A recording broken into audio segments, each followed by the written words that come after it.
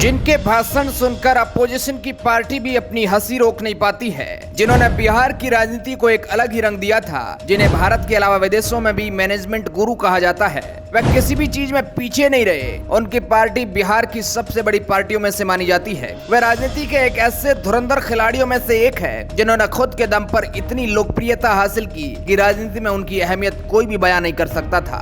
वे CM भी बने, केंद्रीय मंत्री भी बने, खुद की पार्टी छोड़ विपक्ष में भी रहे और तो और घोटालों के आरोप में जेल में भी रहे। आखिर कैसे गाय भैंस चराने वाला लड़का बिहार का सीएम बन गया? हम बात कर रहे हैं देश के लोकप्रिय और एक अहम नेता लालू प्रसाद यादव की। उनका नारा था कि जब तक रहेगा समोसे में आलू तब तक रहेगा बिहार में लालू। आज हम उनके बारे में आपको शुरू से लेकर एंड तक पूरी कहानी आपको सुनाने वाले हैं। ये बात क्यों कही जाती है, इसलिए बने रहना इस वीडियो के एंड तक हमारे साथ। लालू प्रसाद यादव का जन्म 11 जून 1948 बिहार के गोपालगंज फुलवारिया गांव में एक किसान परिवार में हुआ था। जिस प्रकार आज लालू गोल मटोल दिखते हैं, ठीक उसी जैसे जब वे छोटे थे तब भी गोल मटोल और सुंदर और गोरे दिखते थे। घर में भी भाइयों में छोटे थे, इसलिए पिता ने उनका नाम लालू रख दिया। उनकी सूरत के हिसाब से लालू रख दिया गया। उनके माता पिता का नाम मरासिया देवी और कुंदन राय था। पिता एक किसान और उन्हीं के भाई पटना में चपरासी की नौकरी कर रहे थे। लालू ने अपनी प्रारंभिक शिक्षा गोपालगंज से प्राप्त की और आगे की पढ़ाई के लिए पटना चले गए। पटना के बीएन कॉलेज से इन्होंने लो स्नातक और राजनीति शास्त्र में स्नातकोत्तर की पढ़ाई पूरी की। वे उस समय उसी चक्री क्वार्टर में रहते थे। कहते हैं कि लालू सीएम बनने के बाद 4 महीनों तक भी चपरासी क्वार्टर में रहे थे। वे कॉलेज के समय से ही छात्र राजनीति में काफी सक्रिय थे। उन्होंने वहां से राजनीति की नींव पकड़ ली थी और अपना लक्ष्य राजनीति को बना लिया था। 1 जून 1973 को उनका विवाह राबड़ी देवी से हो गया। भले ही वे उस पुराने दौर के रहे हो, लेकिन राबड़ी से उनका विवाह लव मैरिज हुई थी। उनकी यह शादी 14 वर्ष की उम्र में ही हो गई थी। जब वे छात्र संघ में थे तब उन्हें राबड़ी से प्यार हो गया था। उनसे उन्हें 2 बेटे और 7 बेटियां हुई। लालू यादव ने छात्र संघ चुनाव के बाद ही बिहार की राजनीति के धुरंधर नेताओं से मुलाकात बढ़ानी शुरू कर दी। उस समय कई जाने माने नेताओं से प्रभावित हुए। उनमें से एक नाम था सत्येंद्र नारायण सिन्हा, जो बिहार के भूतपूर्व मुख्यमंत्री और बिहार स्टेट जनता पार्टी के अध्यक्ष थे। लालू उनके कांटेक्ट में आ गए और वहीं से लालू की राजनीति चालू हो गई। सहयोग से लालू प्रसाद यादव ने लोकसभा चुनाव लड़ा। लालू प्रसाद ने चुनाव जीता और भारतीय संसद में सबसे युवा सदस्य में से एक बन गए। सिर्फ 10 वर्षों के अंदर लालू प्रसाद यादव बिहार की राजनीति में एक शक्तिशाली शख्सियत बनकर उभरने लगे और भूतपूर्व मुख्यमंत्री रामसुंदर दास को हराकर वे बिहार के मुख्यमंत्री चुने गए। इसके बाद उन्होंने कभी भी पीछे मुड़कर नहीं देखा, ऊंचा से ऊंचा मुकाम हासिल करते रहे थे। फिर जनता दल से असामंजस्य होने के कारण 1997 में उन्होंने राष्ट्रीय जनता दल नाम से एक अलग राजनीतिक दल का गठन किया। 7 साल तक वे बिहार के मुख्यमंत्री रहे और चारा घोटाले में गिरफ्तारी तय हो जाने के बाद लालू ने मुख्यमंत्री पद से इस्तीफा दे दिया और अपनी पत्नी राबड़ी देवी को बिहार का मुख्यमंत्री बना दिया गया और उन्हीं के बदौलत कई सालों तक बिहार पर अपना राज्य कायम रखते रहे। लेकिन जब उनकी वापसी हुई तो उन्होंने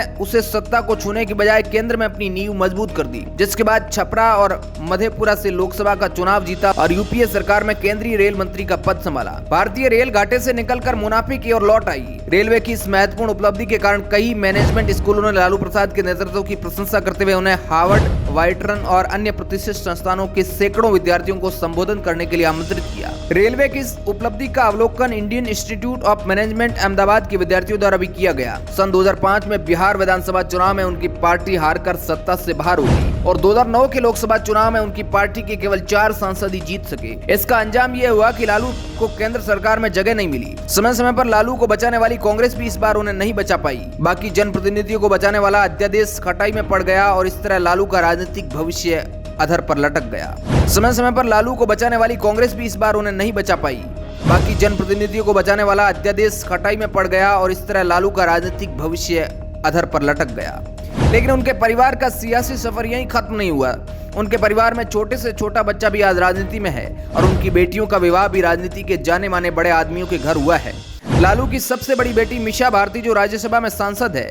लेकिन एक दिलचस्प बात है और मैं आपको बताता हूं कि लालू ने अपनी बेटी का नाम मिस क्यों रखा। दरअसल लालू की सबसे बड़ी बेटी यानी कि निशा का जब जन्म हुआ था तब वह जेल में थे।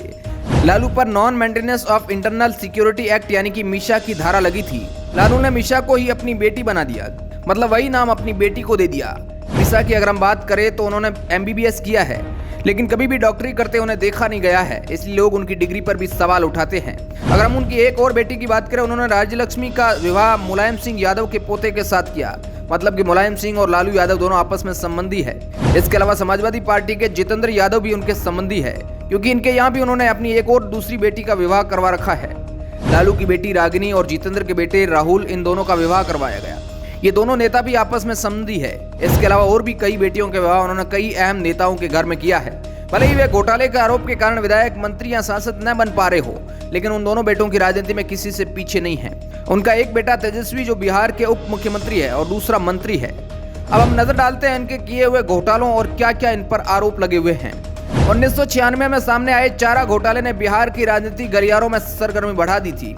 उस वक्त बिहार के तत्कालीन मुख्यमंत्री लालू यादव ही और उन्हें इस घोटाले में मुख्य अभियुक्त बनाया गया था। पशुओं को खिलाए जाने वाले चारे के नाम पर सरकारी खजाने में बड़े स्तर पर फर्जीवाड़ा हुआ था। बताया जाता है कि ये घोटाला करीब 900 करोड़ रुपए का था। जैसा कि हमने आपको पहले भी बताया कि 1997 में उन्हें घोटाले के आरोप में मुख्यमंत्री पद से इस्तीफा देना पड़ गया था। जेल जाते समय उन्होंने अपनी पत्नी राबड़ी देवी को मुख्यमंत्री बनाया था। इस मामले में दोषी करार दिए जाने पर उन्हें लोकसभा से भी अयोग्य घोषित कर दिया गया। एक आरोप इन पर बेनाम संपत्ति के होने का भी है। बेनाम संपत्ति मामले में लालू यादव और उनके परिवार पर आयकर विभाग शिकंजा कस रहा है। आयकर विभाग की टीम ने लालू की बेटी और राज्यसभा सांसद मीसा भारती बेटे तेजस्वी यादव की कुल संपत्तियों को बेनाम संपत्ति के अंतर्गत अटैच किया है। मीसा, उनके पति शैलेश और तेजस्वी पर यह कार्रवाई वित्तीय अनियमितताओं के आरोप में की गई है। उनके ऊपर आरोप है कि उन्होंने 1000 करोड़ से अधिक की बेनामी संपत्ति पटना और दिल्ली में खरीदी है। बीजेपी नेता सुशील मोदी ने लालू यादव की पत्नी राबड़ी देवी पर यह आरोप लगाया था कि वे पटना के एक अपार्टमेंट जो कि लालू यादव की मां प्रच्छा देवी के नाम पर बनी है, उसमें 18 फ्लैट की मालकिन है। जिस जमीन पर फ्लैट बना है उसे लालू यादव के रेल मंत्री रहते हुए और खुद के मुख्यमंत्री रहते हुए लिखवाया गया था। ये जमीन ठेका आदि देने के एवज में लिखवाई गई थी। इनके और इनके परिवार पर ऐसे और भी कई आरोप लगे हैं जो भ्रष्टाचार से जुड़े हैं। वैसे लालू जी के मजाकिया भाषण को किसने नहीं सुना होगा। उनके इन्हीं भाषणों की बदौलत कई एक्टरों ने अपनी दुकान खोल दी और उनकी तरह एक्टिंग करनी शुरू कर दी। उनके भाषण को सुनकर कई बार भाजपाई भी हंसने लग जाते हैं और जब भी बोलते हैं तो उनके सामने खड़े किसी भी शख्स को चुप होना ही पड़ता है। यही वजह है कि वह कुछ भी बोलने से पहले कभी नहीं शर्माते थे।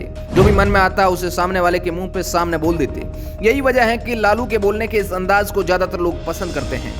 एक बात और, लालू जी को देश में कुर्ता फांड होली का जनक माना जाता है, क्योंकि वह एक नॉर्मल देता है। तब या फिर सीएम बने तब वे होली इस कदर खेलते थे कि कुर्ता फाड़े बगैर नहीं रहते। हालांकि बाद में यह रंग हल्का पड़ गया। वैसे आप में से किन किन लोगों को लालू की तड़कदार भाषण पसंद है? अपनी राय कमेंट के माध्यम से जरूर बताएं। Bureau report, R media network.